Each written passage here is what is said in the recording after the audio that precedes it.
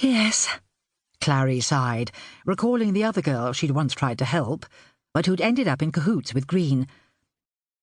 "I made a mistake taking her on all those years ago, but I thought I was doing something good, taking on a child from an orphanage, and look how she repaid us." "Perhaps that was part of the trouble. Never having had anyone to truly love her, when that devil started showing her affection, she fell for it, hook, line, and sinker. He manipulated her, and she let him drag her down with him." Clarrie shook her head slowly. "Oh, Nana, what a wise old owl you are. But our dear Meg was orphaned so tragically, and she never behaved like that," she said, the contentment returning to her face.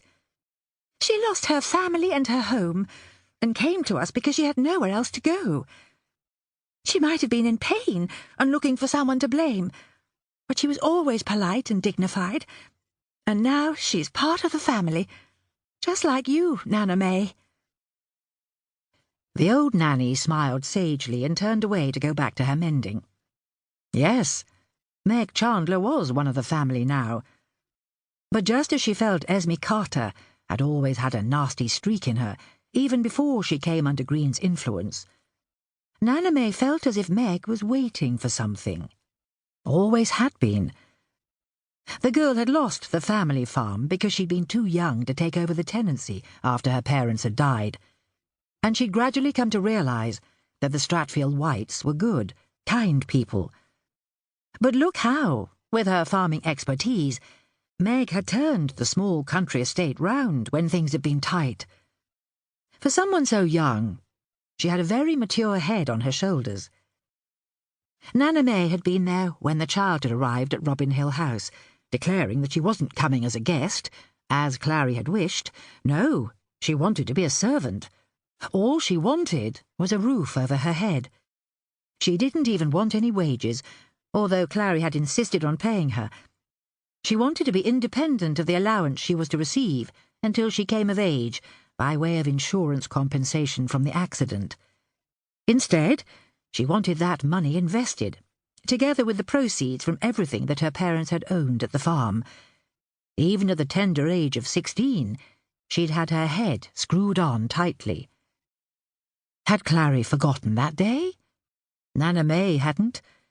She knew Clarrie wanted Meg to stay at Robin Hill House forever, and the fact that Meg had clearly fallen in love with Ralph, head gardener, now that his father had gone into semi-retirement, and that Ralph worshipped her in return, could mean that Clarrie's wish would come true.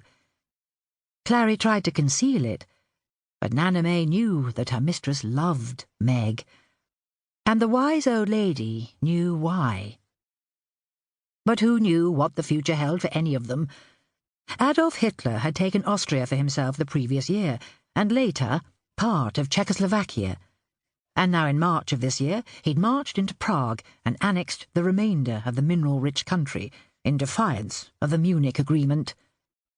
British Prime Minister Chamberlain had warned Germany against its policy of domination by force, and almost in reply, Germany's ally, Italy, had invaded and overcome Albania. At last, the British government had started to believe what that warmonger Winston Churchill had been saying for years was true, that Hitler was highly dangerous and not to be trusted to keep to any past agreements.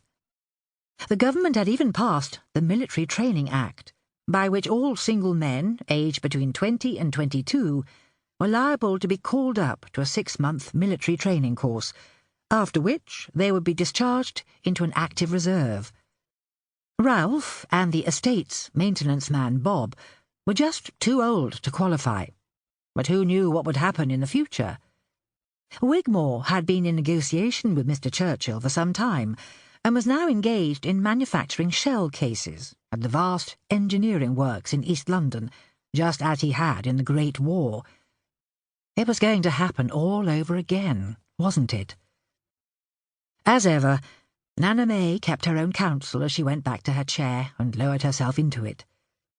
If she were honest with herself, she secretly loved Meg as the grandchild she'd never had.